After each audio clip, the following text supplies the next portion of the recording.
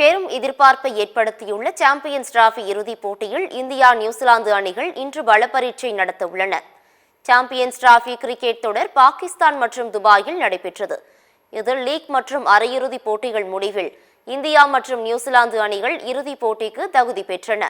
இந்நிலையில் champions trophy இறுதிப் போட்டி துபாயில் இன்று மதியம் 2:30 மணிக்கு தொடங்குகிறது. இதில் கோப்பையை வெல்ல இந்தியா நியூசிலாந்து அணிகள் பலப்பரீட்சை நடத்த உள்ளன. இந்திய அணி லீக் போட்டியில் நியூசிலாந்து அணியை வீழ்த்தியதால் அதே உத்வேகத்துடன் களம் இறங்கியது.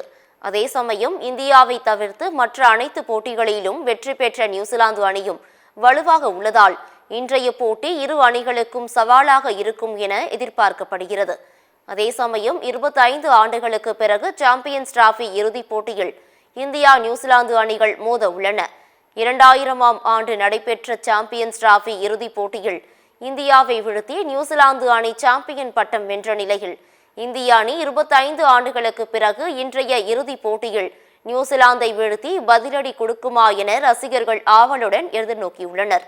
இந்த நிலையில் டிராபி இறுதிப் போட்டியை காண சென்னை மெரினா பெசன்ட் நகர் கடற்கரையில் திரைகள் அமைக்கப்பட்டு சிறப்பு ஏற்பாடுகள் செய்யப்பட்டுள்ளது.